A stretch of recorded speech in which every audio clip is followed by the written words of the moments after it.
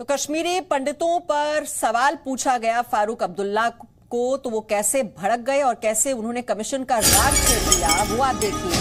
उनका कहना है कि सच्चाई जानने के लिए आयोग बने। पत्रकारों पर भड़क गए फारूक अब्दुल्ला जब उनसे पूछा गया कश्मीरी पंडितों के दर्द के बारे में, उनके पलायन के बारे में, उनके विस्थापन के बारे में। डॉक्यूमेंट्स के बारे में भी उनसे पूछा गया कि डॉक्यूमेंट्स बताते हैं कि वो वहां पर थे, क्या किया उन्होंने कश्मीरी पंडितों के लिए, क्यों कोई कार्रवाई नहीं की गई, और इस पर कैसे भड़क गए फारूक अब्दुल्ला। देखिए जरा उनके तेवर। It should appoint a commission, and that will tell them who is responsible. Sir, but there are documents that show, sir, that you were at that point of time. You were. See, this is the documents. Well, that's what I tell you. Appoint a commission and put it before them. लेकिन sir कहीं ना कहीं जिम्मेदारी बनती है। BJP कह रही है कि आपके रहते हुए जिम्मेदारी भी तो बनती है सर, अगर कश्मीरी पंडितों को। Please, Sir, once. I have told you. If you want to know the truth, they should appoint a commission. जो बीजेपी का जो आरोप है उसमें क्या कहेंगे सर? जो बीजेपी जो आरोप लगा रही है, आरोप लगते रहते हैं। वो कह रहे कि आपके मालवीय ने आरोप लगते रहे। वो कह रहे कि आपके सीएम रहते ही शुरू हो गया था। बिल्कुल बिल्कुल, वो कहते रहे। तो आपको लगता है कमीशन अगर अपॉइंट होता है तो सच्चाई सामने आ पाएगी? बिल्कुल आएगी, क्यों नहीं आएगी? अपॉइंट कीजिए कमीशन। तो आरोप तो लगते रहते हैं और कमीशन बनना चाहिए, और ये आयोग जब बनेगा तो सच्चाई सबके सामने आएगी, ये कहना है फारूक अब्दुल्ला का। द कश्मीर फाइल्स फिल्म आने के बाद से कश्मीर घाटी से हिंदुओं के नरसंहार और पलायन का मुद्दा एक बार फिर से चर्चा में आ गया है, और इसके लिए एक वर्ग जम्मू कश्मीर के पूर्व सीएम फारूक अब्दुल्ला को भी दोषी ठहरा रहा है। इस बीच फारूक अब्दुल्ला ने ऐसे आरोपों पर तीखी प्रतिक्रिया दी है। अब्दुल्ला ने कहा है कि यदि उन्हें 1990 में हुए नरसंहार का दोषी पाया जाता है तो फिर देश में कहीं भी फांसी पर लटका दिया जाए, वो इसके लिए तैयार है। तो फिल्म को लेकर बीजेपी और विपक्ष में वार पलटवार जारी है। फिल्म को विपक्ष जहां बीजेपी का हिंदू मुसलमान वाला एजेंडा बता रहा है, वहीं बीजेपी इसे समाज और देश को जागरूक करने वाली फिल्म बता रही है। लेकिन इस सब के बीच सबसे बड़ा सच ये है कि फिल्म ने कश्मीरी पंडितों के पुराने जख्म हरे कर दिए हैं, और सियासी फायदे की होड़ में कोई भी पार्टी इस पर मरहम लगाते हुए नहीं दिख रही है। सच छुपाया गया है, बहुत सच है जो उसमें आना चाहिए था, और बहुत सी झूठी कथाएं भी वहाँ बहुत से लोग जो बोलते हैं ये नहीं हुआ है, ये ऐसा नहीं था। मैंने कहा ये फिल्म है, ये सत्य घटना पर आधारित होगी या नहीं होगी मुझे मालूम नहीं। कश्मीर फाइल से कई कश्मीर के गुनाहगारों की फाइल खुल गई है। अब चोट उधर लग रही है, चीख कहीं और निकल रही है। जिनको चीख नहीं निकलनी चाहिए उनकी भी निकल रही है, तो ये सोबत का असर है। ये सियासी लड़ाई है एक फिल्म को लेकर जो आजकल काफी चर्चा में है। फिल्म का नाम है द कश्मीर फाइल्स। फिल्म को लेकर विपक्ष लगातार सरकार पर हमलावर है। विपक्ष का आरोप है कि बीजेपी एक ऐसी फिल्म का प्रचार कर रही है जो सांप्रदायिक सद्भाव को बिगाड़ सकती है। शिवसेना के सांसद संजय राउत ने आज आरोप लगाया कि द कश्मीर फाइल्स को बनवाने और उसे प्रमोट करने के लिए बीजेपी का हिंदू मुसलमान वाला एजेंडा है।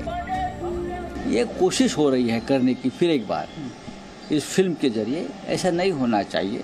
सिर्फ हिंदू मुसलमान एजेंडा लाकर आप चुनाव लड़ते हैं और जीतने की कोशिश करते हैं, ये कब तक चलेगा? ये नहीं चलेगा। ये वही शिवसेना है जिसके स्वर्गीय बाला साहेब ठाकरे एक समय पर कश्मीरी हिंदुओं के साथ, कश्मीरी पंडितों के साथ एक चट्टान की तरह खड़े थे, और आज शिवसेना जो उद्धव ठाकरे जी की है उसकी ऐसी क्या मजबूरी है कि वो कश्मीरी हिंदुओं के जो सबसे बड़े अपराधी है कांग्रेस पार्टी आज उनके साथ गठबंधन में है।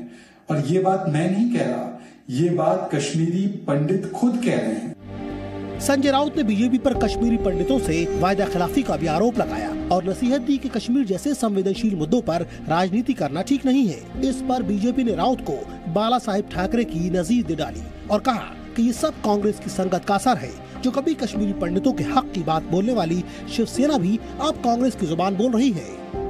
कश्मीर के मुद्दे पर राजनीति करना ठीक नहीं है, बहुत ही सेंसिटिव विषय है। बार बार कभी राम मंदिर, कभी कश्मीर। अब राम मंदिर तो बन गया है, कश्मीर का भी अपने 370 हटाया है।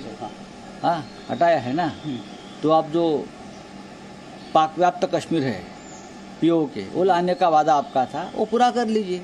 आज बाला साहब ठाकरे की आत्मा रो रही होगी कि जहां वो कश्मीरियों के लिए आवाज उठाते थे, आवाज बुलंद करते थे, आज उन्हीं की पार्टी और उन्हीं का मुखपत्र किस तरह से इसको चुनाव से जोड़ रहा है। इस बीच यूपी के सीएम योगी आदित्यनाथ ने फिल्म की टीम के साथ लखनऊ में मुलाकात की। इस मुलाकात के बाद योगी आदित्यनाथ ने ट्वीट किया, फिल्म द कश्मीर फाइल्स मजहबी कट्टरता और आतंकवाद की अमानवीय विभीषिका को निर्भीकता से प्रकट करती है।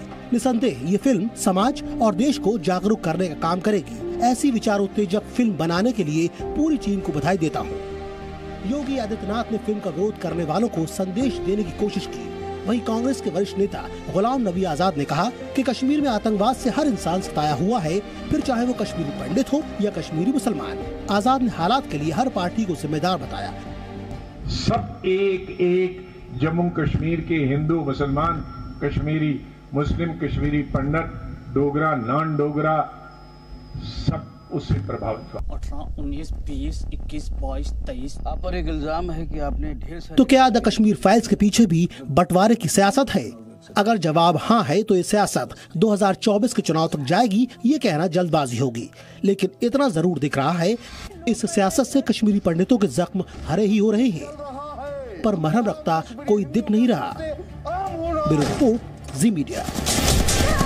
पंडितों को किसी ने नहीं भगाया। और फिल्म पर जारी सियासत को लेकर केंद्रीय मंत्री गिरिराज सिंह ने कहा है कि फिल्म पर बैन लगाने की मांग करने वाले सच छिपाना चाहते हैं। उन्होंने ममता बनर्जी पर निशाना साधते हुए कहा कि यही हाल रहा तो बंगाल अगला कश्मीर बन जाएगा। उधर समाजवादी पार्टी के मुखिया अखिलेश यादव का कहना है कि अगर कश्मीर फाइल्स बन सकती है तो लखीमपुर फाइल्स भी बननी चाहिए।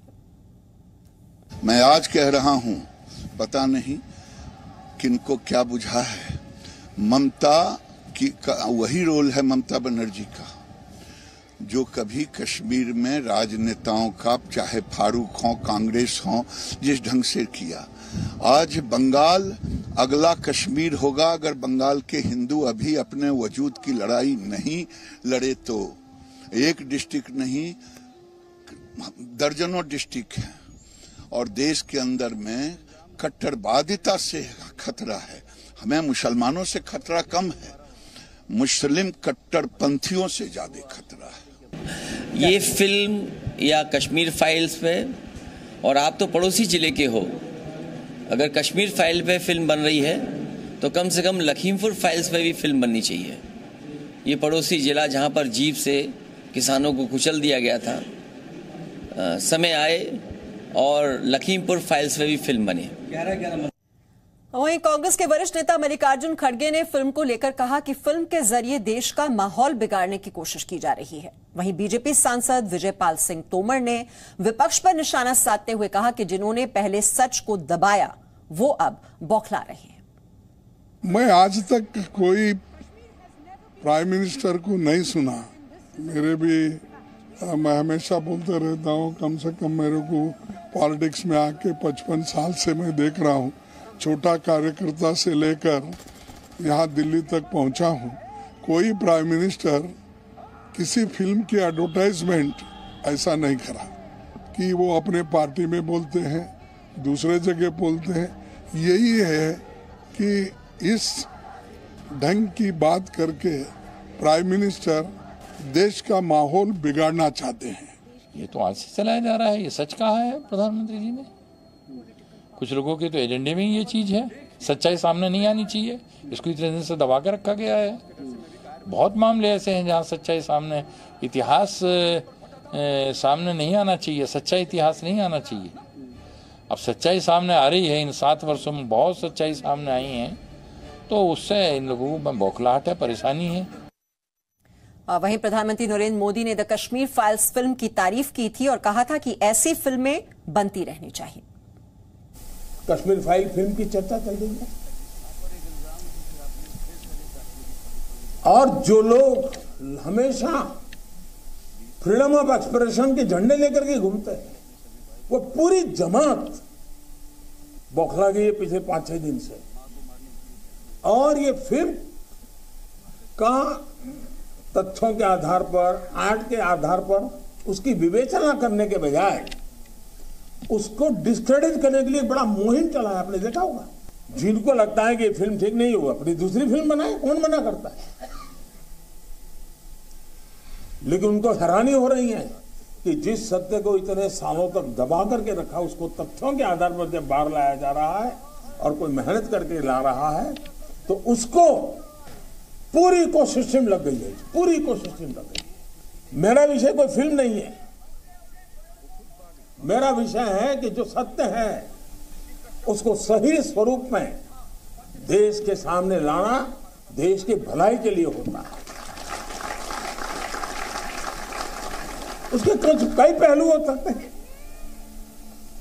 किसी को एक चीज नजर आती है, किसी को दूसरी नजर आएगी। Presenting B News app available on Google Play and App Store. Download it now.